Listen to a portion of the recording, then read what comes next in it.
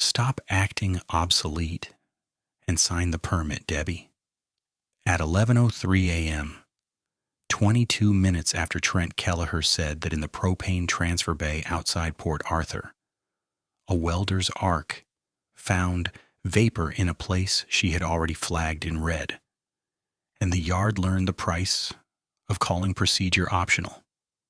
At 10:41 a.m., though, it was still just a voice over steel noise, a clipboard waving in humid Gulf air, and one manager trying to shame a specialist into pretending physics could be negotiated. Debbie Hayes stood at the manway of a decommissioned 30,000-gallon LPG bullet, with her boots on graded staging slick from overnight mist, and her meter clipped high on her vest so everyone could hear it. The bay always carried a layered smell: hot rail grease from the loading spur, wet rust from old pipe saddles, and faint mercaptan that never completely left the steel, even after draining and isolation. Forklift backup alarms pulsed from the adjacent lane. A contractor crew dragged welding leads toward Bay 3.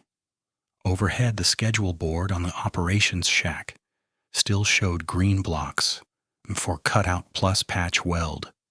6 hours allocated, 0 contingency. Trent had been staring at that board since dawn like it was scripture. Debbie had 17 years in vessel isolation and permit control. She made $112,000 a year because she was the person who could look at a vessel everyone called empty and tell whether it was actually gas-free condition by condition, valve by valve, dead leg by dead leg. She knew which low points held pockets, which old branch lines became traps, which gauges lied when the internals were fouled, and which shortcuts turned repair work into a blast report. People who did not understand the job called it paperwork. People who had worked one bad scene knew it was boundary setting between routine maintenance and an ignition event.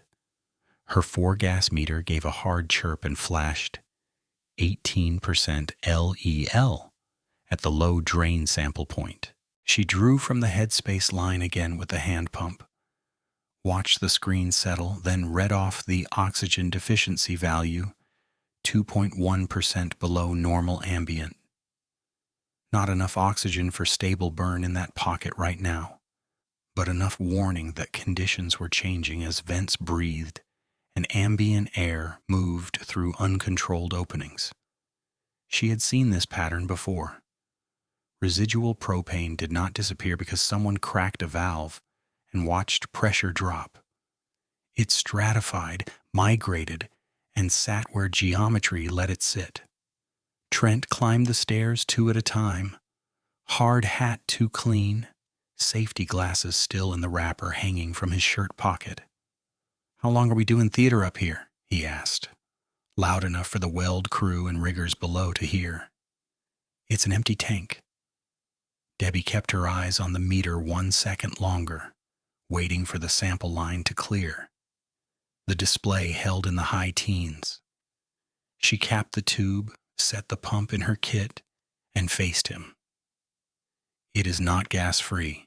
I tagged it for full nitrogen purge and verification. We need the purge line connected, inerting complete. Then repeat tests at top, mid, and drain before hot work." Trent spread his hands toward the board like he was presenting a courtroom exhibit. "We are 6 hours behind because you keep adding steps." "They are not extra steps," she said. "They are the procedure." Below them, one of the welders stopped uncoiling lead and looked up. Another turned down his radio to listen. Nobody moved closer. In industrial yards, people learn to read tone before words. This had crossed from discussion into command space. Trent took the permit packet from her clipboard and flipped pages fast, snapping corners with his thumb. "You flagged mandatory purge, continuous monitoring, an independent gas watch. He laughed once, short and sharp. For a vessel that has been drained for days. Drained does not mean inert. You know that? He leaned in. What I know is, your caution routine is killing schedule. Debbie held her ground. She could feel heat through the steel under her boots as morning sun built on the shell. She could also feel 20 eyes down in the bay, waiting to see whether process still mattered today.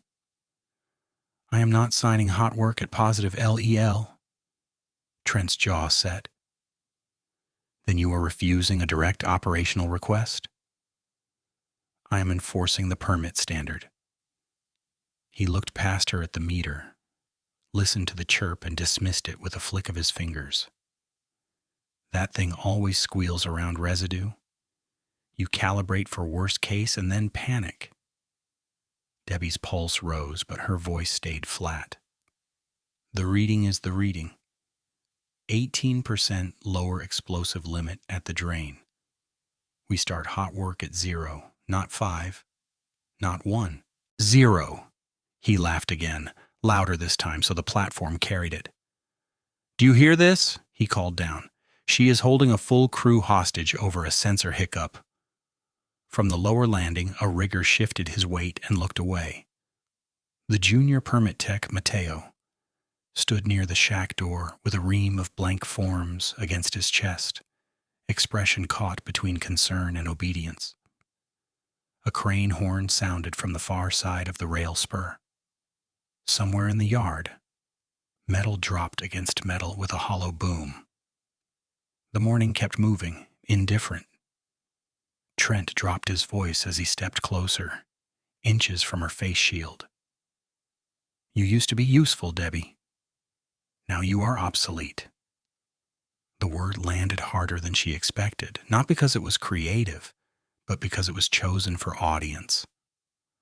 Obsolete was not about this vessel, it was about status. It told the crew she was yesterday's method, a blocker, a person whose judgment could be routed around. She had heard managers use lazy before and afraid of paperwork, and not a team player. Obsolete was cleaner and meaner. It framed experience itself as waste. She looked at the red alarm icon on her meter. Then she looked at Trent. Physics is not a management style. His eyes narrowed. There it is, the speech. You think saying physics makes you untouchable. I think propane vapor in an unpurged shell is flammable when oxygen ingress changes the mix. He jabbed a finger toward the permit line. Sign? No. Sign it? No. He raised his voice again. Stop being lazy and sign the permit. The Weld crew heard every syllable. One man muttered something to his partner and took a half step back from the vessel's seam, then stopped when Trent glanced down. Authority pressure worked both ways in those moments. Everyone tracked who would carry blame if they challenged upward in public. Debbie knew that pattern too. Silence did not mean agreement. Often it meant mortgages. 10 years earlier, she had stood outside a different vessel after a flash fire took a friend she had trained with on nights. A careful operator named Lena, who had done everything she was told on a rushed shutdown because the superintendent said the residuals were trivial. Debbie did not relive that day as images anymore. It came back as sequence and numbers. Missed isolation, no verification sweep. Ignition at first, tool contact, and then paperwork full of passive verbs that never named who overrode what. Since then, she had made one private rule that governed every shift she worked. If the condition was unsafe, she would state the mechanism, document the condition, and refuse authorization. She could lose favor, shift bids, overtime, maybe the job itself. She would not lose that line. Call me whatever you want, she said. I still need full purge and gas-free verification before ARC. Trent took off his hard hat, wiped sweat from his forehead, put it back on, and smiled without warmth. Coward. That one, he said quietly, for her, not the crowd. Debbie felt the insult register and pass through her like a pressure wave that did not move the structure. Coward was the oldest trick in the yard, an attempt to recode caution as a weakness so reckless orders looked like courage. She had watched it derail apprentices, bait foremen, and trap new supervisors trying to prove they could push teams harder than the last guy. It worked because identity mattered on industrial crews. Nobody wanted to be seen stepping back. She touched the meter with her gloved thumb, so the screen lit bright in his face. If I were afraid, I would sign and walk away. For a beat, he said nothing. Then he snapped the permit packet shut and tucked it under his arm. You are done on this pad until you decide whether you work for operations or for your own ego. A radio crackled from his belt, asking for confirmation on hot work start in Bay 3. Trent keyed up without breaking eye contact with her. Stand by, he answered. Permit issue and review. He clicked off and nodded toward the stairs. Take 5 minutes. Come down with a better attitude. Debbie did not move. My attitude is called compliance. His smile sharpened. Your attitude is why people hate safety. The sentence was built to sting because it mixed her role with blame she knew was false. She was not safety in the abstract.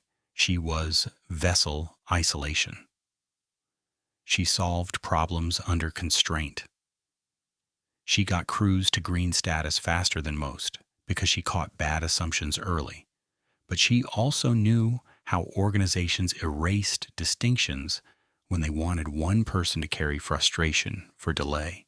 If she reacted emotionally, she gave him a target. If she stayed precise, she kept the line. From below, Mateo lifted the stack of blank forms slightly, uncertain, waiting for direction.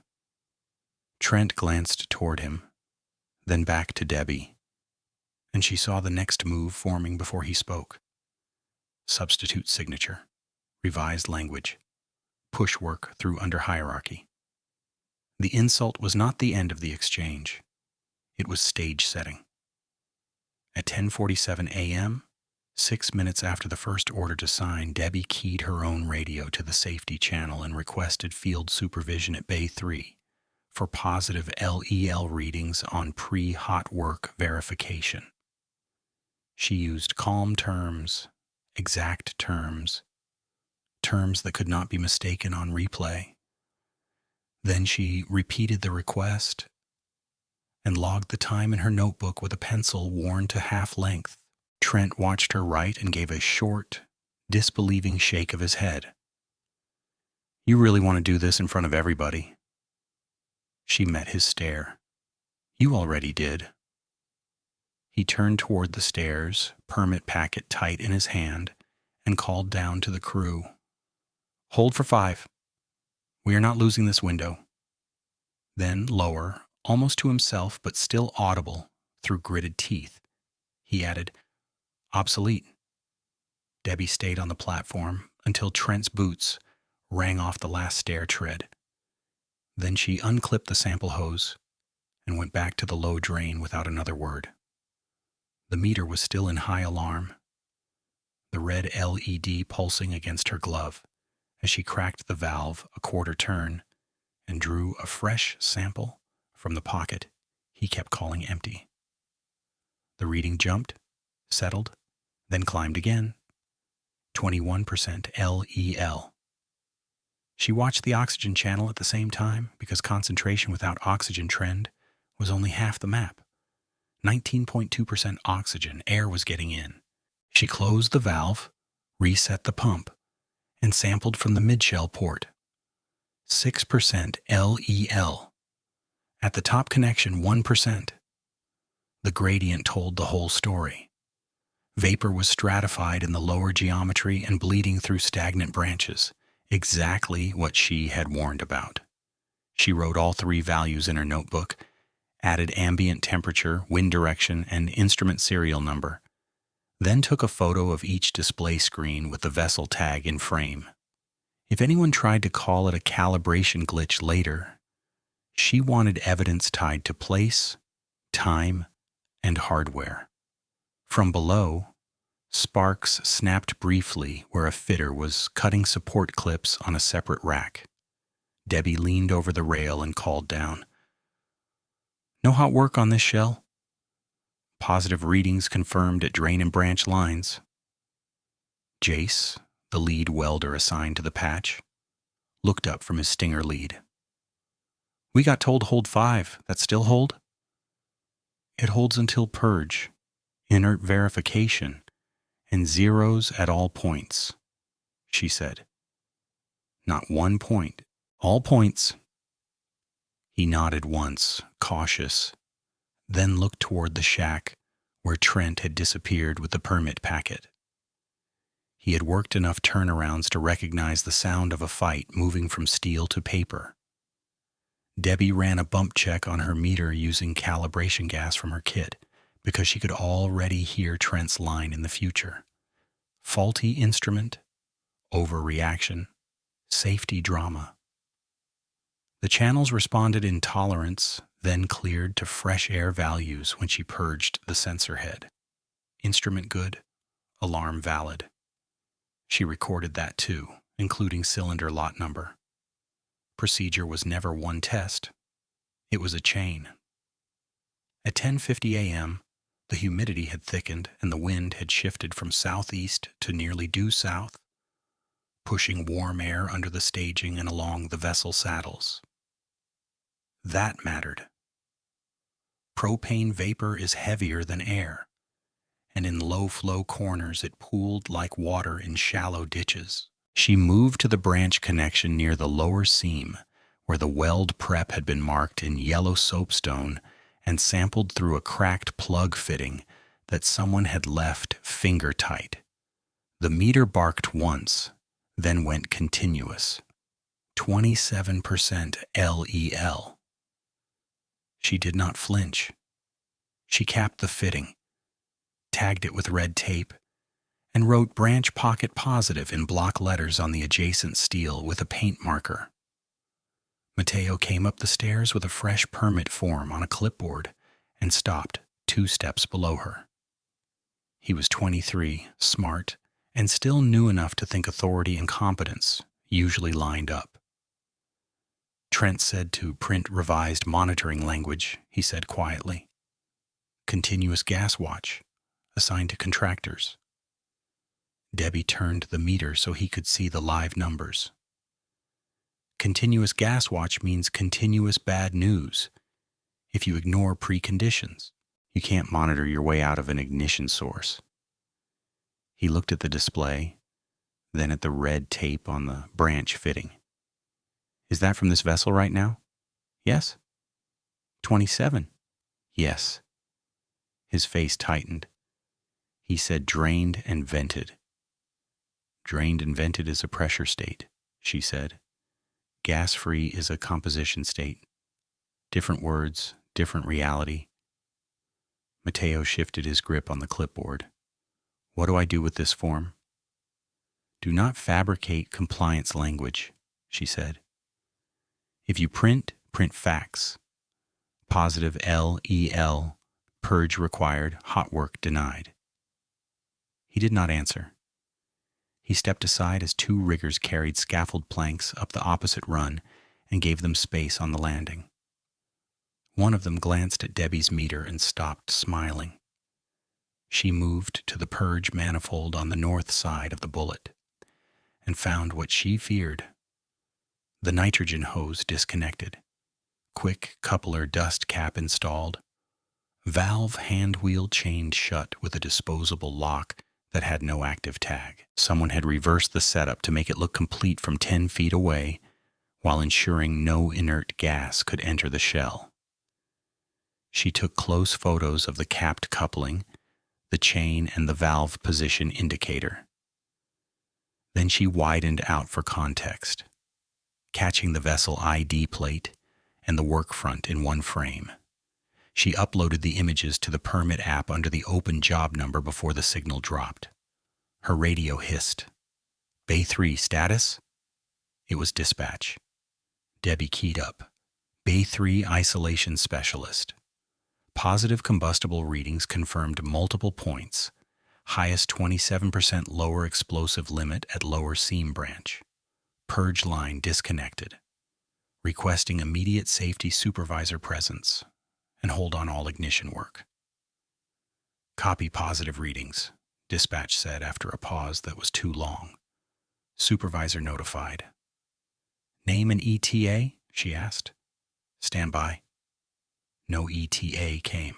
Below, Trent reappeared from the shack with a hard copy permit on a fresh sheet and spoke to Jace with one hand on the welder's shoulder. Posture casual, voice too low to catch. Jace looked up at Debbie once, then back at the paper. The rest of the crew watched both of them, the way crews do when they know someone is asking them to choose between the rule book and tomorrow's paycheck. Debbie dropped back to the mid-landing and checked the fixed gas detector mounted near the sump curb. It was in latched alarm. Red beacon flash every 3 seconds. Horn isolated at the panel, so only the strobe was active. She followed the conduit to the local junction box and found the bypass key still inserted. Turned to Maintenance Inhibit. That setting was legal only during sensor service, with documented fire watch and no ignition work. There was no service order on the box pocket. She photographed the key position, then spoke into her radio recorder to timestamp the condition. A forklift rolled past with pipe spools rattling on forks. Diesel exhaust mixed with mercaptan traces that were now distinct enough to taste at the back of her throat. She had learned years ago not to trust her nose as a detector, but odor intensity can still confirm migration. She crouched beside the low-point drain trough and held the sample probe 2 inches above the grate. The reading hit 31% LEL and stayed there for 5 seconds. Her chest tightened anyway, not from surprise, but from recognition. The window was opening. She called down to Jace again, louder this time. Your prep line is in a vapor path. Do not strike near that seam. He answered without looking up. I heard you. Then act on it. He finally faced her. I don't run this pad. No one argued with that sentence because it was true. Debbie descended to ground level and walked the vessel perimeter clockwise, checking every blind and bleeder in sequence. At the west saddle, she found an old 3/4-inch dead leg, valve packed with scale, bonnet stained from prior seepage.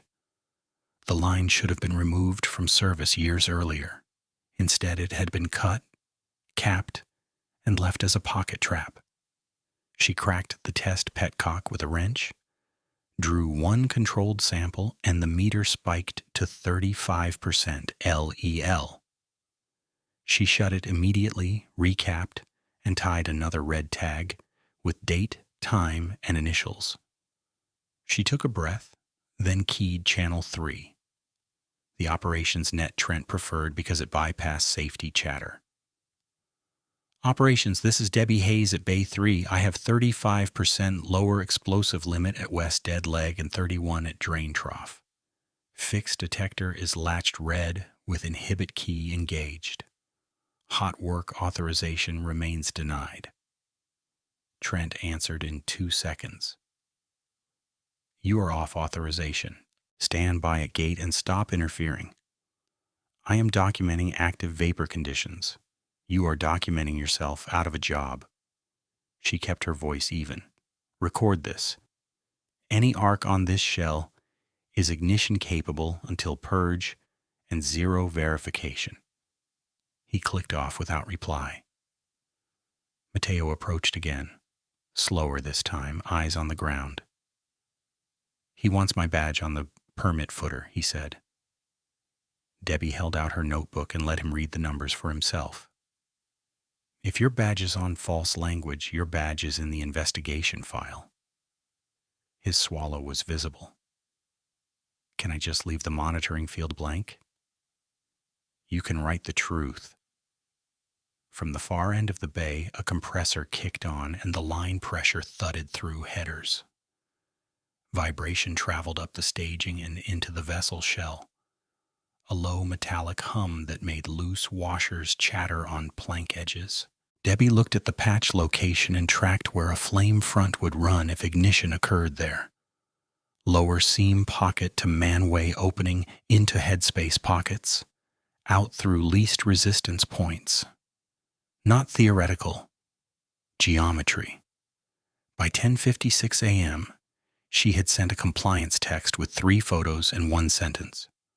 Hot work, being advanced at Bay 3 with positive LEL indications, and disconnected nitrogen purge, requesting immediate stop work enforcement. The message showed delivered. She added a second text to the emergency response coordinator with location pin and head count estimate for the contractor crew, then put the phone away.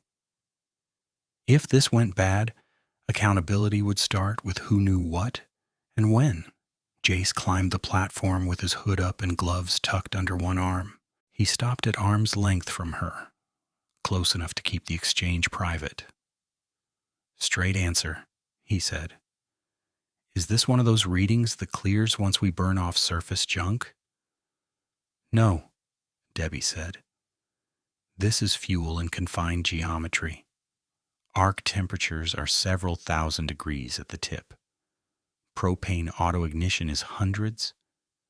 You are asking a spark to ignore chemistry. He looked past her at the lower seam where the fit-up marks waited. If I refuse, I'm blacklisted from this contractor. If you proceed, you may not get a second mistake. He rubbed his jaw through his stubble and exhaled through his nose. Trent says continuous monitor means safe. Continuous monitor means continuous warning. It is not a shield. Footsteps pounded on the stairs behind him. Another welder came up with a grinder and extension lead, then stopped when he saw both of them standing over the red-tagged branch point. We moving or not? The newcomer asked. Debbie answered first. Not. The newcomer looked at Jace, not at her. Jace held that look for 3 seconds, then glanced toward Trent at the shack door. The yard went loud and thin at once. Forklift alarms, metal clank, radio squawk, wind under sheet steel. Debbie could feel every input narrowing into one decision node that had nothing to do with luck and everything to do with whether numbers still meant what they meant. Her meter chirped again, faster, and she sampled the branch one more time to remove any excuse. 29% LUEL, oxygen 19.7%. The trend was the danger now. Combustible concentration still well inside flammable range, while oxygen climbed toward normal. She read it out loud for both welders and wrote it in the open notebook, where they could see the timestamp. Conditions are becoming more ignitable, not less, she said. That is the alarm. That is the mechanism. No one on the platform spoke. Down below, Trent raised his arm and pointed 2 fingers toward the seam like a starter signaling a race. Jace did not move. The second welder shifted his grinder from one hand to the other, waiting for somebody with rank to make the hesitation disappear. Debbie saw the gap and stepped into it before fear or pride could close it. She planted her boots beside the red-tagged branch fitting, held her meter where both welders could see the flashing screen, and spoke in the clipped cadence she used during emergency drills. No arc on this shell.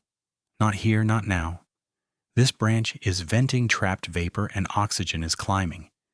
If you strike, you can light a mixing zone you cannot see. The younger welder looked down at the soapstone line and then back at her. Meter says 29, not 100. Debbie nodded once. 29% of lower explosive limit in sampled air at this point. That is diluted atmosphere near a source. Inside the pocket, it is richer. When rich vapor meets incoming air at the seam, it crosses flammable range in layers. Your arc doesn't ask permission from paperwork. Trent's boots hit the platform, grating hard enough to rattle the loose washers near the rail. He came up fast, permit packet in his left hand, radio in his right, expression set in that brittle confidence managers wear when a crowd is watching. "You heard me, Jace. Strike it and move." Debbie did not look away from the welders. "Jace, look at the branch tape and the reading. You have active fuel source, incomplete inerting, and bypassed fixed detection. That is a 3-condition stop under WS-14 and hot work standard." Trent cut across her. "You don't quote standards at my crew." She turned toward him, voice steady. "Then I'll quote mechanism. Propane sits low. Dead legs hold residuals. We already confirmed 35 at the west trap and 27 at this branch. Oxygen has risen from deficient to near ambient. Arc temperature exceeds auto-ignition margin by orders of magnitude. If this ignites, flame front runs the shell faster than any human response." Trent gave a short laugh, more teeth than humor. There she goes again. Big words to justify delay. Debbie stepped toward him until the meter between them beeped twice. Not delay. Prevention. For 2 seconds, the only sound on the platform was the wind pushing under the vessel and the low hiss from a vent stack 2 bays over. Trent lifted the permit and tapped the signature line with one finger. "Sign the revised form and assign continuous monitoring. That's your lane." Debbie read the line he indicated. The language had been changed from Purge verified gas-free confirmation to contractor fire watch with handheld monitor. It was a cosmetic rewrite designed to make hazard look managed while leaving the fuel in place. She lifted her chin. "I can isolate vent and test. I cannot authorize hot work above 0% LEL. You can call that refusal if you need a word for your report." Trent's jaw worked once. "I call it obstruction." Debbie answered without heat. "Call it what you want. The chemistry doesn't care." He angled his body so the welders could hear every word. "You're holding up 14 people in 2 crane slots because your meter chirps." Debbie crouched, cracked the branch test point a fraction, and drew one more sample in full view. The meter climbed to 33% LEL and held. She closed the point and turned the display outward. "It doesn't chirp. It measures." Jace swore under his breath, soft and clipped, then looked toward Trent for direction he clearly did not want. Debbie used that moment. "Jace, propane flammable range in air is roughly 2 to 10% by volume. Near leaks and pockets, concentration swings by inches. Your electrode tip will run hot enough to ignite at first contact. You won't see the transition zone before it lights." Trent clapped once, loud and sarcastic. "Thank you, Professor." Then, directly to Jace, "You're here to weld, not host a seminar." Debbie took one step toward the seam and set her glove on the steel where the yellow marks crossed the lower shell. "This is exactly where the branch pocket vents. You prep here, you create turbulence. Turbulence mixes rich vapor with air, which moves local atmosphere toward ignitable range. This is not a maybe. She felt the old memory of Lena pressing against her ribs, not as panic, but as pressure to stay exact. She refused to let Trent turn the scene into personality. I am giving a direct safety hold based on positive combustible readings and failed preconditions. Trent's eyes narrowed. You don't issue direct holds to operations. Debbie met him level. When ignition work is requested over measurable fuel, yes, I do. He leaned in until the brims of their hard hats nearly touched. Do your job or get off the site. The line echoed off steel and dropped into the bay below like a thrown bolt. She did not flinch. My job is to stop this job until purge is restored, vessel is inerted, and verification is 0 at top, mid, drain, and branches. Trent opened the permit packet, tore the top sheet off cleanly, and let it flutter to the deck. Last chance. Sign this and we move. Debbie looked at the blank signature block, then at the red tape she had tied minutes earlier, then back at Trent. No. The younger welder took a half step backward on instinct. Jay stayed planted, but his hands were now empty, stinger resting on the rail instead of ready in his grip. Trent saw it and shifted targets. Jace, hood down. We're burning. Jace's voice came rough. I need a clear permit. Trent snapped back. You have one. Jace pointed with 2 fingers at Debbie's meter. Not with that reading. At 10:58 a.m., Trent's restraint broke. He keyed his radio on channel 3, voice hard and formal. Operations to control. Remove Debbie Hayes from Bay 3 authorization list effective immediately. Note refusal to execute revised hot work permit. He released the button and looked straight at her. You're suspended pending review. The words landed flat and bureaucratic, which made them colder than shouting. Debbie felt the adrenaline spike in her hands. Then she pressed it down and reached for her notebook instead of arguing. She wrote the exact phrase, the time, the channel, and the witnesses. Trent watched her pencil move and scoffed. Write all you want. You're done here. She spoke while writing.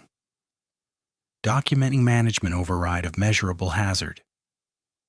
Trent pointed at Mateo, who had been frozen on the stair landing. You, up here. Bring the reprint. Mateo climbed the remaining steps slowly, clipboard held against his chest like a shield. Trent took the form, uncapped his pen, and shoved both toward him. You're permit tech now. Put your badge on footer and assign continuous gas monitoring. We are not missing this window. Mateo didn't take the pen. He looked at Debbie first, then at the meter still in alarm. Sir, readings are still positive.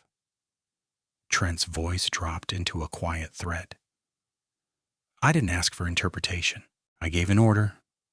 Mateo swallowed. If I sign false conditions, it's traceable. Trent smiled without warmth. Then write what operations approved. Debbie stepped in before the pressure could crush him. Mateo, metadata records user ID, timestamp and edit history. Badge logs and print server logs, keep originals. If language is falsified, that trail survives deletions. Trent rounded on her. Stop coaching him. She didn't move. I'm stating facts he will own in court. The platform went silent again. But it was a different silence now, less uncertainty, more dread. Trent extended the pen at Mateo, like he was handing over a tool. Sign, right now. Mateo's hand shook once before he tucked it behind the clipboard. I can't certify gas-free. Trent's face hardened. You're probationary. I can end your contract before lunch. Mateo's eyes flicked to Debbie, then to Jace, then down to the seam. Then end it, he said, barely above a whisper. Trent stared at him for a long second, then snatched the form back. Fine. I'll source someone who wants to work. He turned to Debbie again. You're not a specialist anymore. You're a liability. He keyed his radio again. Gate, send security escort to Bay 3. Remove Hayes from active pad. A crackling acknowledgement came back from the gatehouse. Debbie felt anger surge hot and sharp, but she kept her voice controlled because tone could still become evidence. For the record, I am available to restore safe status by reconnecting Purge, verifying inert gas flow, and retesting until 0. Trent laughed once. For the record, I don't need your permission to run my operation. Debbie took out her phone, photographed the revised permit form in his hand, including the footer code and incomplete signature field, then photographed his radio channel display while he was still transmitting. Trent lunged as if to block the camera, then checked himself when Jace and the second welder both watched him do it. Put that away. Debbie did not lower the phone until the image saved. It's already uploaded. By 10:59 a.m., the escort arrived. Ramon from site security, older, calm, and visibly uncomfortable about where he had been placed in the chain of command. He stopped one step below the platform and looked first at Trent, then at Debbie's alarmed meter, then at the red tags hanging from the branch and dead leg notes. Instruction is to escort Ms. Hayes to gate admin, he said carefully. Trent nodded. Do it. Ramon turned to Debbie, softer. Ma'am? Debbie clipped her sample hose, capped her pump, and secured both in her bag with slow, deliberate motions, each one a refusal to perform panic for anyone. She faced Jace as she slung the bag over her shoulder. If they tell you readings are clear, ask to see top, mid, drain, and branch in sequence with timestamps. No sequence, no strike. Jace gave one short nod, jaw tight. She turned to Mateo. Keep your notes. Don't edit originals. Mateo answered with the smallest nod she had ever seen. Trent stepped aside theatrically, arm extended toward the stairs, like he was ushering someone out of a courtroom. Take your obsolete routine with you. Debbie passed him without touching shoulders and descended beside Ramon, boots ringing the steel treads. Halfway down, she heard Trent already issuing new instructions above her. Reassign permit processing to central desk. Contractor monitor only. We're burning as soon as prep is done. She didn't look back.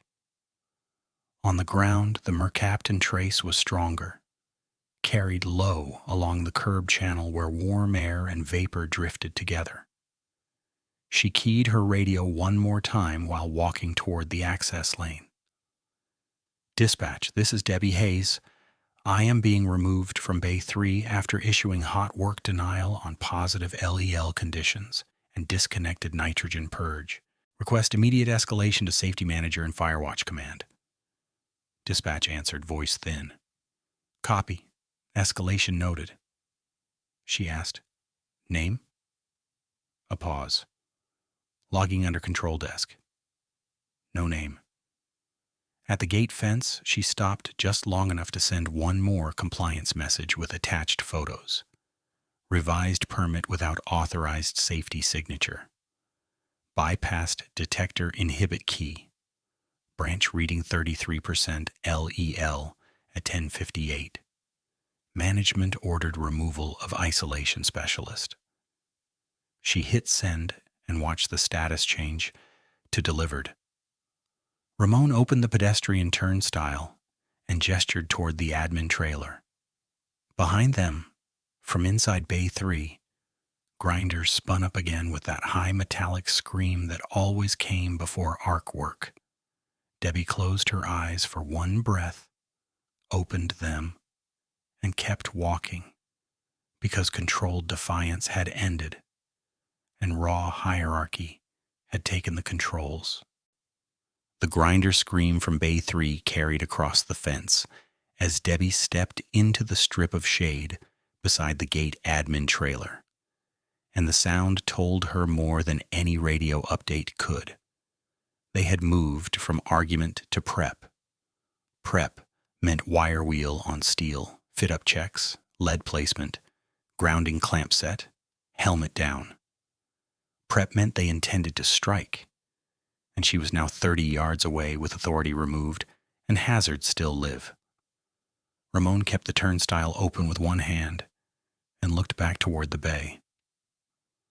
"You want water?" he asked, voice low, like he was trying to offer something practical in a situation with no practical shape. "I want the hot work stopped," she said.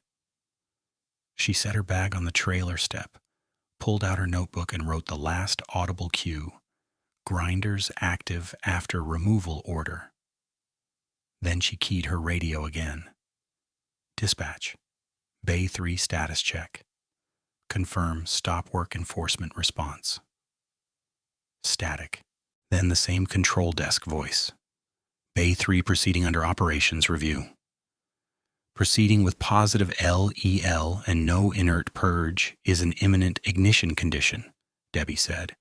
"Log that sentence exactly." No answer came for 2 seconds. "Logged," the voice said, thin and careful. At 11 a.m., the heat had thickened enough that the fence mesh burned against her forearm when she leaned in to see past the stacked pipe bundles.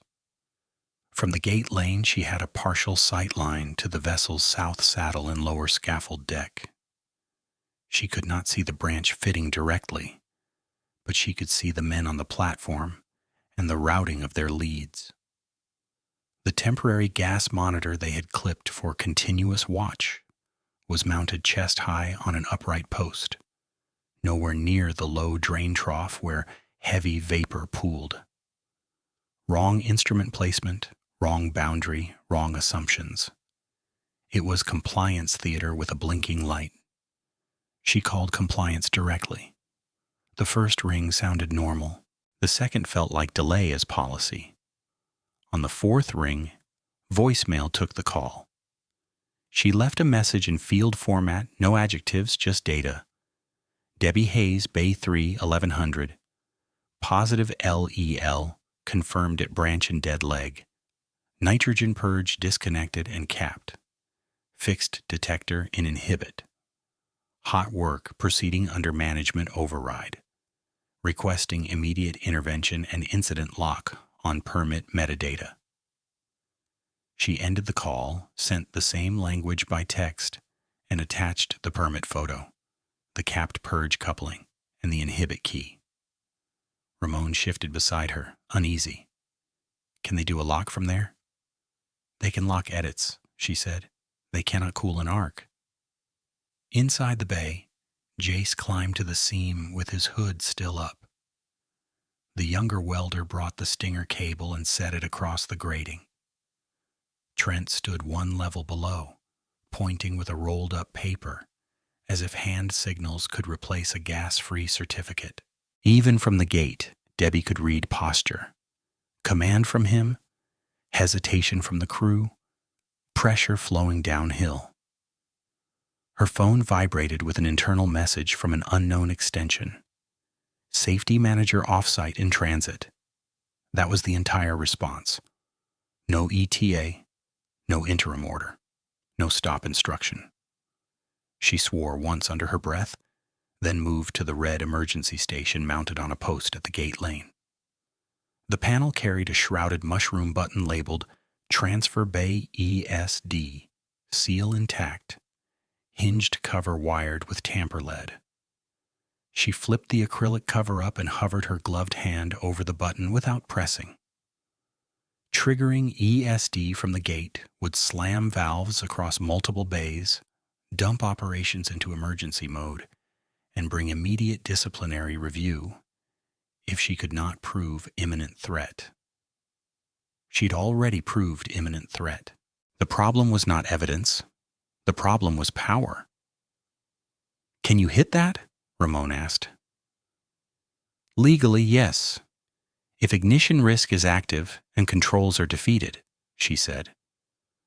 Operationally, they will call it unauthorized interference unless there is fire. He looked at her hand over the button and then toward Bay 3 again. That's a bad rule. That's a common rule? A radio burst snapped on Channel 3, loud enough through her shoulder speaker to cut the yard noise. Trent's voice, crisp and impatient. Bay 3, prep status. Jace answered, muffled by helmet. Fit up complete, cleaning seam, then move. Debbie keyed over him on safety channel, knowing operations would still hear the cross traffic. Safety advisory to Bay 3. Combustible atmosphere remains present at low points. Do not initiate arc. Repeat, do not initiate arc. Trent came back instantly, anger sharpened into performance. Gate, keep Hayes off comms for Bay 3 traffic. Ramon spread his hands. I can't mute her radio, Trent. Then keep her away from my operation. Debbie answered before Ramon could. It is not your operation when vapor is inside flammable range. No reply followed, only an open carrier hiss, and then channel click-off. By 11:01 a.m., she could smell mercaptan clear through diesel exhaust and hot metal dust. It rode low along the curb line, exactly where the drainage channel ran toward the sump. She crouched, pulled her personal meter from her belt, and sampled 2 inches above the concrete at the fence edge downwind of the vessel. The meter climbed to 7% LEL, then drifted back to 5%. Even at the gate, outside the immediate work face, migrating vapor was measurable. She turned the display toward Ramon. He stared at the number. That's from here? From here, she said. Imagine the pocket at the seam. She photographed the reading with the gate post and timestamp in frame, then sent it to the same compliance thread with one line. Vapor migration confirmed beyond pad boundary at gate curb. She added dispatch and emergency response to the message chain. If anyone later claimed no one knew, the record would contradict them minute by minute. In Bay 3, the younger welder snapped his hood down and then lifted it again, speaking to Jace. Jace shook his head once and pointed down toward Trent. Trent answered by stabbing a finger toward the seam and then tapping his own watch. Schedule pressure had become choreography. Do it now. Do not argue. We are behind. Debbie pressed transmit again. Jace, this is Debbie at gate. Request verbal confirmation you are holding ARC pending 0 verification. 3 beats passed. Then Jace, voice tight. No comment on open channel. That sentence told her everything. He was still resisting, but not enough to stop the train alone. At 11:02 a.m., the whole yard seemed to narrow around Bay 3. Forklift traffic paused at the lane intersection for a rail crossing, and the brief lull stripped away background noise. In that thinner soundscape, she heard the details she dreaded. Grinder off, wire brush off, argon purge hiss from the torch line opening, glove slap against hood, clamp knock on steel. Final pre-strike sequence. Then Trent on Channel 3, loud and unmistakable. Strike it and move. Debbie did not think about discipline, optics, or chain of command. She hit transmit on emergency priority and spoke at drill cadence. Emergency stop request, Bay 3. Active combustible hazard with ignition order issued. Immediate hold. Immediate hold. No one acknowledged. She slapped the side of her radio, switched to plant emergency net, and repeated the call with location coordinates. Still no immediate voice response. Only carrier noise and overlapping chatter from another unit asking about a forklift incident 2 bays away. Systems failed exactly like this in real life, not with dramatic silence, but with saturated channels and competing priorities, while the real hazard ran on its own timeline. Ramon moved beside her, eyes fixed on the platform. Debbie. The first arc snapped before he finished her name. It was a small sound at first, a hard electric crack that could have been any weld start on any normal morning. A blue-white bead flashed at the lower seam, no bigger than a coin from where she stood. For less than a second, nothing else happened. Then the seam line exhaled flame. The ignition ran sideways under the scaffold deck like a lit fuse in clear air, a thin orange ribbon that became a rolling front as it found richer mix at the branch pocket.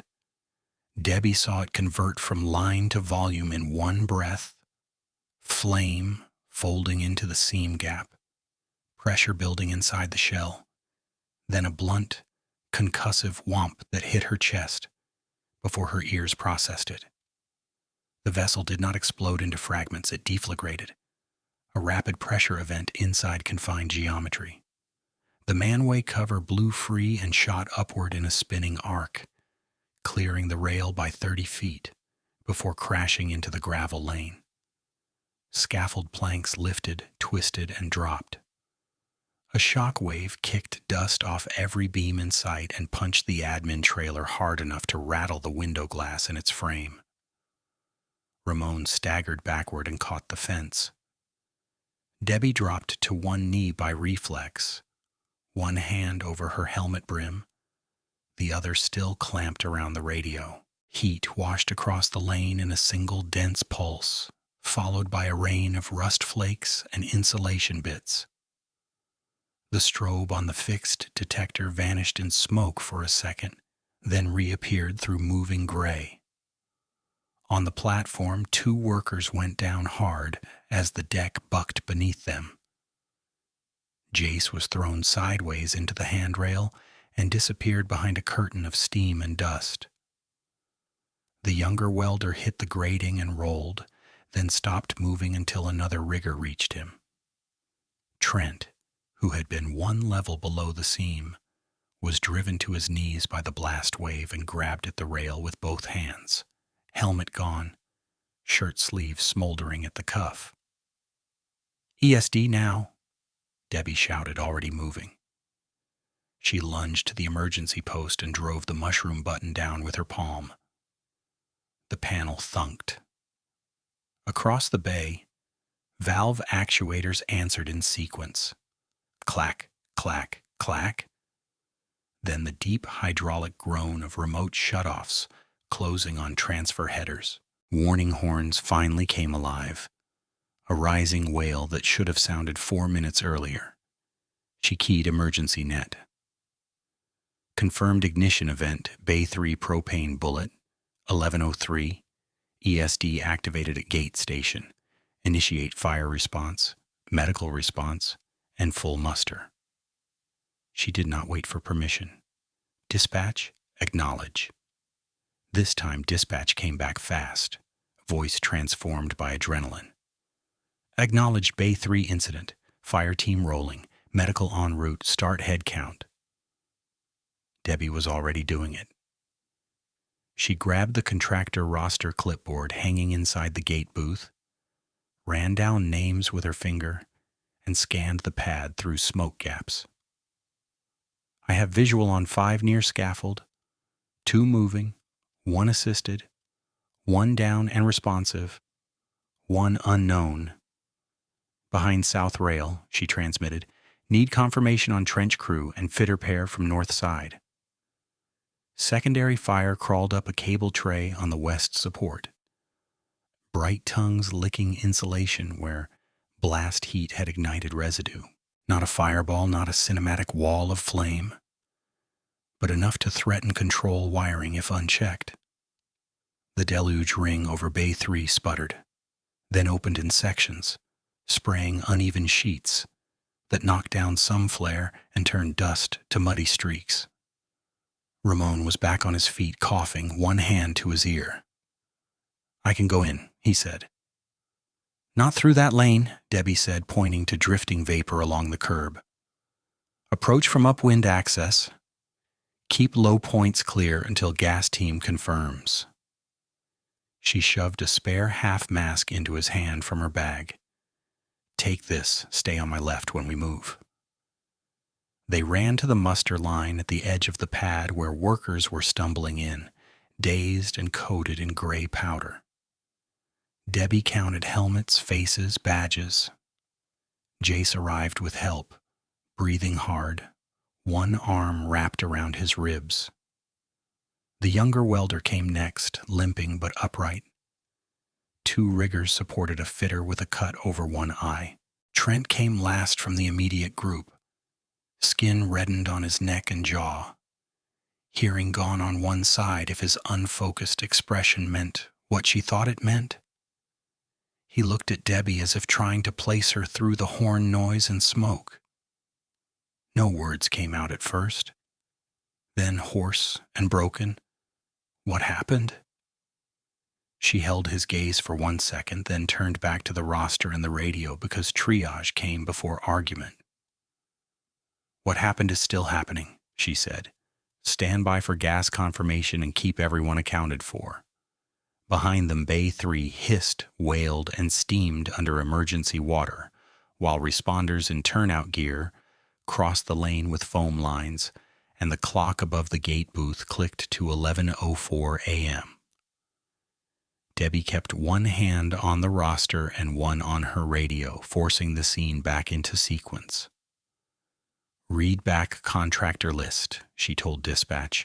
"I'm verifying bodies to names, not hard hat colors."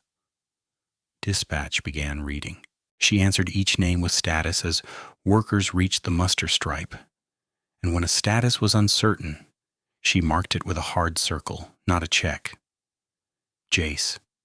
Present, assisted breathing, probable rib injury. Nolan, the younger welder.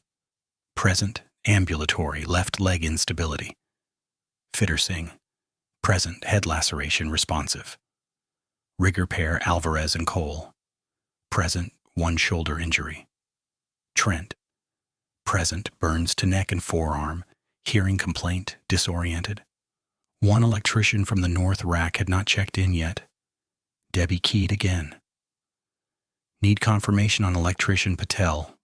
Last seen west cable tray. A firefighter answered over command net this time, voice clipped and clear. Patel located, moving under own power with escort. No entrapment. The first useful calm of the day came with that sentence.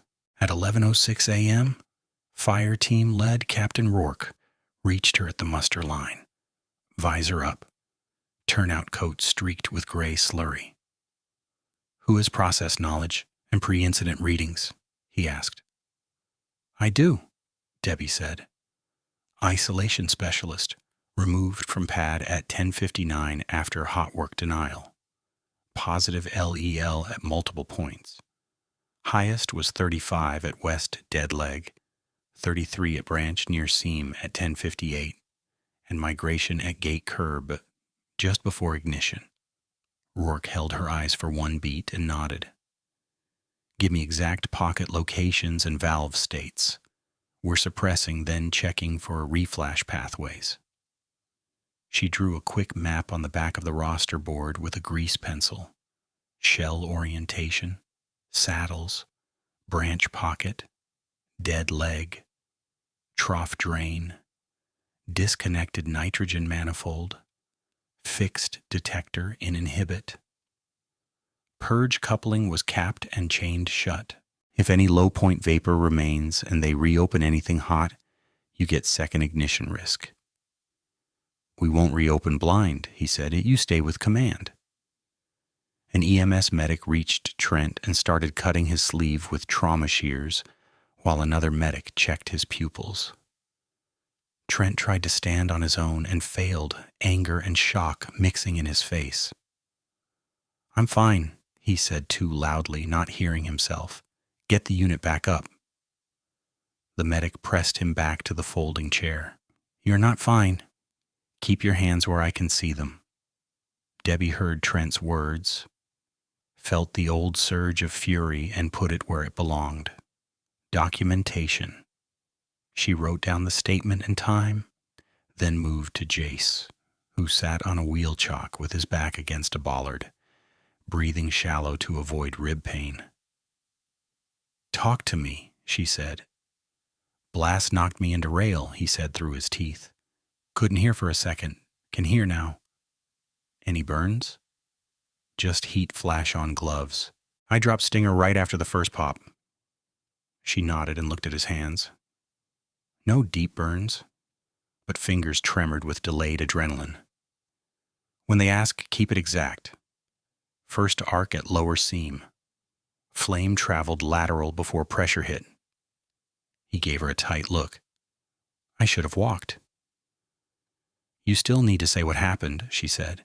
That helps the next crew walk sooner. By 11:12 a.m., gas techs in SCBA had swept the immediate perimeter with calibrated multi-gas units and declared no active exterior flame, intermittent residual hydrocarbon in low drains, and hot surfaces along the shell where internal deflagration had heated scale. The deluge kept running. Water carried black residue into the sump channel. Debbie watched the flow and flagged it to command. Contain that runoff. We had hydrocarbon contamination pre-ignition and now firewater mix. Rourke pointed to his lieutenant. Deploy absorbent booms at sump throat and notify environmental. That notification landed at 11:14, and unlike her earlier calls, this one got a name and callback. Environmental Duty Officer Lee online, dispatch relayed. They're en route 20 minutes. At 11:17 a.m., Incident Command moved from life safety to stabilization. The wail of horns stopped. A different sound took over. Portable fans, radio checks, clipboard clips, the clank of barricades as the hot zone perimeter widened. Debbie was asked to sit in the command trailer for a recorded initial statement. She did not sit. She stood at the counter while a recorder light blinked red and gave sequence with timestamps, readings, and exact wording of her refusal. When she finished, Rourke asked one question. Any reason your instrument could have produced false positives? She slid her notebook forward to the bump check entry with cylinder lot number and pass result. No. Instrument response was validated at 10:50 after first dispute. He looked at the page, then at her. Keep that notebook in your possession until evidence transfer. Do not rewrite. I don't rewrite field notes, she said. At 11:26 a.m., compliance finally called back, and Debbie put it on speaker with command present. A woman she knew from corporate audits, Miranda Cho, came straight to the point. Debbie, we have your photos and texts. We just placed a legal hold on permit software, badge access logs, and print server history for Bay 3 from 9:30 onward. Do not delete anything on your phone. Do not discuss fault assignments on open channels. Understood, Debbie said. You have positive LEL values and management override messages attached. We do, Miranda said. Security is collecting workstation images now. Expect interviews. That was the delayed consequence turning solid. No fireball, no shouting. Just metadata freezing into evidence nobody could spin away later. By 11:40 a.m., all personnel were transported or evaluated on site. One critical injury status was assigned to Trent after medics escalated him for airway monitoring and burn treatment. 4 additional lost time cases were logged before noon. Jace with rib fractures, Nolan with a knee ligament tear and concussion symptoms. Alvarez with a shoulder separation, and Singh with facial laceration requiring sutures plus observation. Patel, the electrician, was treated for smoke irritation and released same day. Debbie repeated those names back during the medical accountability call until dispatch confirmed spelling and employee numbers. "No unknowns, no missing," she said. "No missing," dispatch confirmed. At 12:05 p.m., Operations Director Glenn Mercer arrived with a crisis team and a pressed shirt already darkened at the collar. He tried to start with reassurance language and production continuity, but Captain Rourke cut him off. "This bay is a controlled scene. Your timeline is secondary." Mercer nodded once, jaw tight, then faced Debbie. "I need your read on restart potential for adjacent racks." She answered in process terms, not anger. "No restart until full gas survey, electrical integrity checks on West Tray, valve function testing after ESD, and verified isolation boundaries. Bay 3 vessel is out of service pending forensic exam." "Hours or days?" Mercer asked. "Depends on what failed that we can't yet see," she said. "If you want a number now, you'll get a wrong one." He exhaled, then accepted it. "Fine, give me wrong high." "Minimum 72 hours for safe partial evaluation," she said. "Longer if shell deformation or instrument damage is confirmed." By 1:10 p.m., the fire marshal investigator arrived, followed by site counsel and an insurer field adjuster in a white hard hat that looked untouched by weather. The adjuster listened to Debbie's statement with a neutral face and then asked, "Was Purge listed as mandatory in the original work pack?" "Yes." "And the revised permit?" "Language removed Purge verification and substituted contractor monitoring." He scribbled something and asked, "Authorized by whom?" "Trent ordered revision after denial," Debbie said. "Metadata will show user edits and print times." Counsel stepped in. "Answer factual only, no conclusions on intent." Debbie looked at counsel, then back to the adjuster. "Fact. Positive LEL readings were documented before ignition. Fact. Purge line was disconnected and capped. Fact. Hot work proceeded." The adjuster closed his pad. "Understood. Carrier will issue reservation of rights pending gross negligence review." Mercer heard that and went still. That evening, after the scene was secured and the last media drone was pushed off perimeter airspace by security calls, Debbie sat in a temporary office with her boots off and transferred physical evidence under chain of custody form. Notebook photocopied in full. Original retained. Meter data logs downloaded with serial verification. Photos exported with metadata intact. Radio recording file hashed and archived. She signed each line and watched each evidence bag get sealed. Nothing was left loose in pockets. No screenshots floating without origin, no lost notes. She had learned long ago that truth without custody could be treated like rumor. At 7:30 p.m., she called Lena's brother, as she did every year, on the date of the old flash fire, and never on any other day. This time she broke her own pattern and called because the sound of the arc had brought the old memory back in mechanical detail. He answered on the second ring. She said, "Another one today." "We got everyone out alive from the pad." He was quiet for a second, then said, "That's because someone held the line." She let the sentence sit, thanked him, and ended the call before emotion could blur the rest of her paperwork. 3 days passed before the first consolidated damage estimate landed in the incident room. Debbie stood with maintenance, finance, and risk, while a projector showed the list item by item. Bay 3 scaffold replacement, structural inspection, and debris removal, $620,000. vessel manway assembly, internal refractory cleaning, and shell non-destructive examination, $1.4 million. West cable tray and control wiring replacement, $980,000. Deluge system overhaul after heat and contamination, $430,000. Contract labor standby, emergency response overtime, and production interruption in linked units, climbing fast. Mercer asked for total direct exposure. Finance lead Priya Raman gave it flat. Current model direct cost is $8.6 million, not including litigation reserves. Nobody in the room argued with her spreadsheet. By the second week after the blast, partial operations had resumed in 2 unaffected lanes.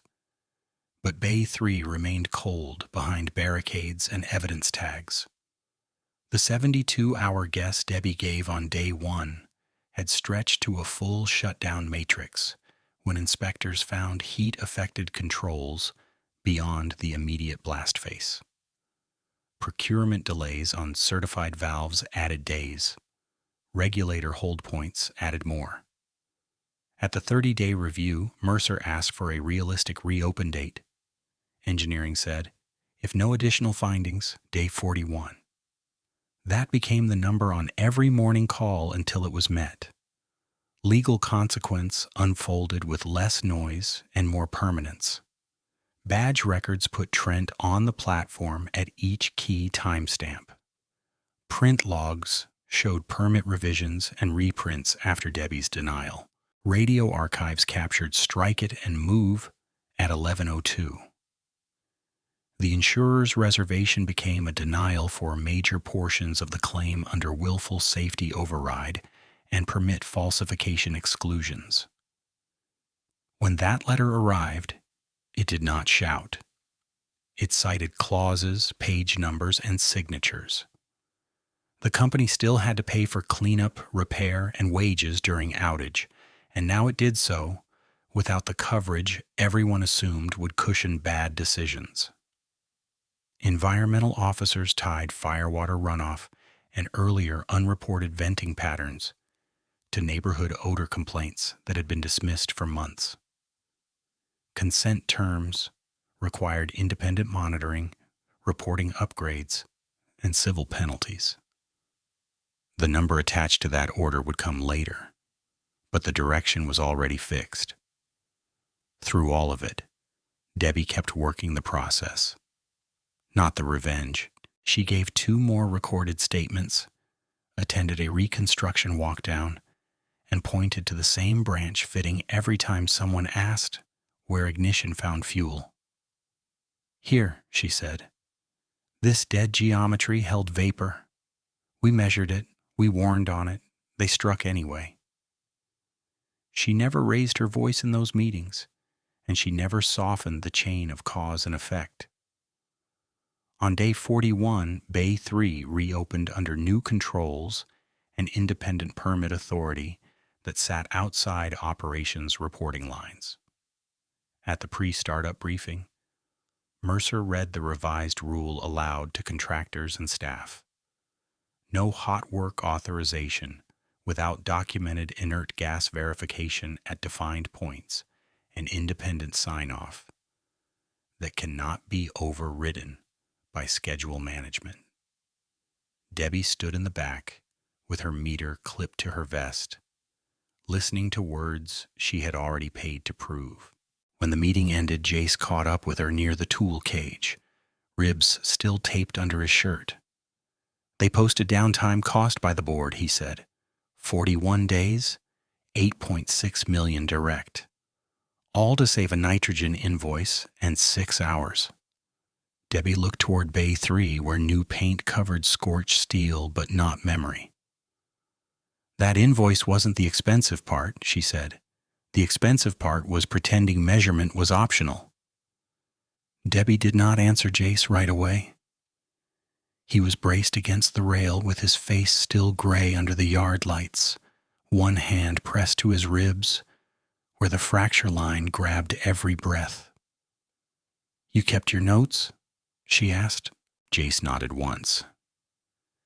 Gave my first statement in the timeline to legal before dawn, he said, voice thin but steady. They said they already had the permit revision print history and the unsigned draft in evidence.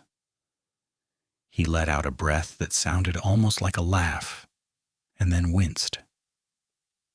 Good, Debbie said. That sheet matters. Nolan limped past with a brace under his coveralls and raised 2 fingers in a silent acknowledgement before continuing to medical. Debbie watched him go, remembering the half-step backward he had taken on the platform before the blast. He had never offered a speech about what he knew, and he never would. His answer had been in where he stood when the order came. At 6:20 p.m., 16 days after the blast and after Trent was medically stabilized, she walked into Conference Room C for the formal disciplinary panel, and the room smelled like burnt coffee, printer toner, and fresh paint from a hurried corporate makeover that could not hide what the site had done to itself. Trent sat at the far end in a borrowed long-sleeve shirt with healing skin along his jaw, site counsel on one side, and HR director on the other. He looked at Debbie once, then fixed on the tabletop. Glenn Mercer opened the meeting with procedural language. Then Miranda Cho took over and projected the evidence chain in chronological order. Original work pack required inert gas purge and gas-free verification, she said. Revision request removed purge condition. Print server logs show reprint at 10:52 from operations terminal. Badge access confirms Mr. Kelleher at terminal. She clicked to the next slide. Debbie's photos of the capped nitrogen coupling and chained valve, then a close frame of the fixed detector bypass key in maintenance inhibit. No service work order existed for detector inhibit, Miranda said. Maintenance supervisor has confirmed that understatement. She clicked again. The radio waveform appeared with timestamp 11:02:13, followed by Trent's recorded voice, clear even through background static. Strike it and move. No one in the room spoke for several seconds after the clip ended. Trent finally lifted his head. I was trying to recover schedule, he said. I believed continuous monitoring would control risk. Debbie answered before counsel could redirect. Monitoring does not remove fuel, it reports fuel. You had active readings in your hand. Trent's eyes narrowed. Your readings were inconsistent across points.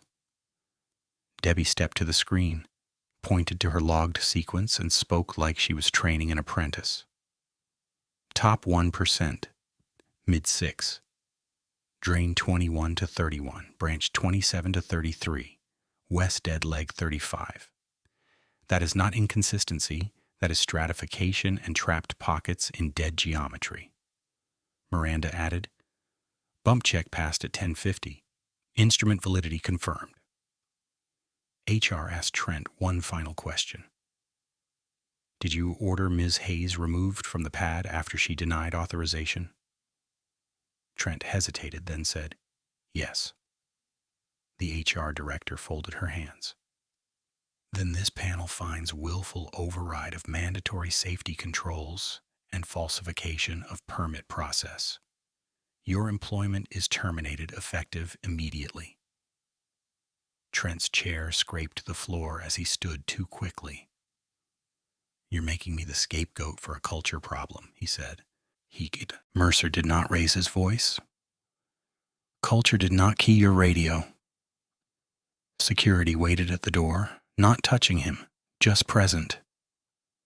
Trent looked at Debbie as he gathered his folder, but whatever he had planned to say died behind clenched teeth. He left without another word. 2 hours later, Debbie sat with the state fire marshal investigator and a district prosecutor in a smaller room, with a humming air conditioner and no windows. The prosecutor, Elena Ward, slid a charging packet across the table for review. We are filing on falsification of safety records and reckless endangerment tied to supervisory conduct, she said. Your documentation establishes foreseeability and direct warning. Debbie read each line, then signed witness verification where indicated. Any uncertainty in your timeline? Ward asked. None, Debbie said. I wrote times as events occurred and preserved original notes. Ward tapped the evidence manifest. Your chain of custody is better than what we usually get from facilities 10 times this size. Debbie gave a small, tired nod. If evidence goes loose, truth goes loose with it. By the third week of November, the environmental hearing room at county offices was full enough that late arrivals stood along the wall, and Debbie recognized 3 residents from the neighborhood south of the rail spur who had filed odor complaints months before the incident. One of them, a retired teacher named Mrs. Salazar, spoke during public comment with a steady voice and a folder full of dates. We called 6 times about gas smell at night, she said. We were told nothing exceeded limits. The environmental officer read findings into record. Unreported venting episodes, linked by timestamp to operations logs, contaminated firewater runoff controls, delayed at initial response, monitoring deficiencies at low-point drains. The consent order number was read aloud, along with penalties and mandated third-party monitoring. Civil penalties, $3.2 million. Independent air monitoring contract, 5 years. Community notification protocol with enforceable deadlines. Mercer signed on behalf of the company with a hand that did not quite stop shaking until the pen left the page. Outside the hearing room, he found Debbie by the vending machines and said, "Those odor complaints should have triggered audits months ago." Debbie looked at him, not unkindly. "They did trigger something. They triggered denials." He nodded once, accepting the hit because it was accurate.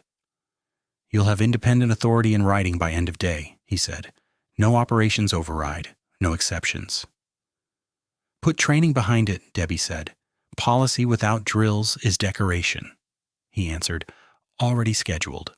The insurance denial meeting came the following Monday at 9 a.m. Projector on, counsel present, no theatrics.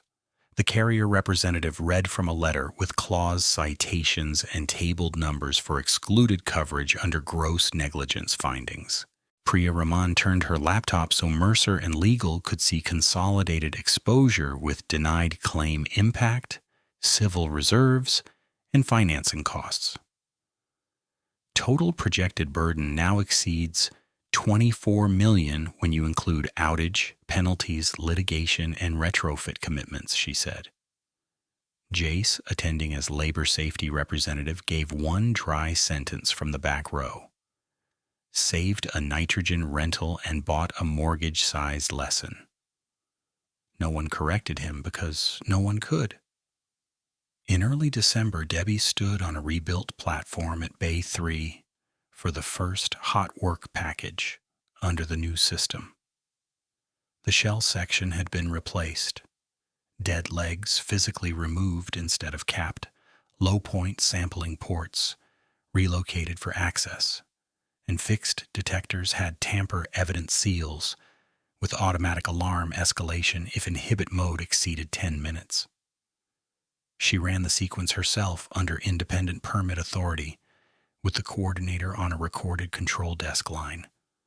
Top sample 0 LEL, mid 0, drain 0, branch 0. Oxygen normal and stable. Nitrogen purge records matched flow totals and durations with no gaps. She read each value aloud, control repeated them back, and Jace listened with hood up and stinger still down until she gave the final authorization. Hot work, authorized at 0943 under independent verification, she said. Continuous monitoring remains in place as confirmation, not substitution.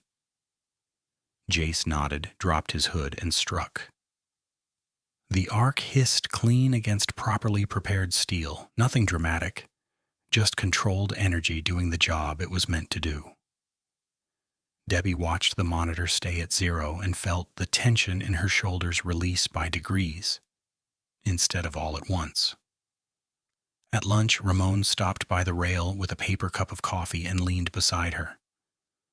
"You know, Trent asked through council if you'd support reducing supervisory restrictions," he said. Debbie stared out at the pad. "And?" Ramon shrugged. Request was denied. Settlement terms stand. No supervisory role in hazardous operations. She nodded once. That was always the right boundary.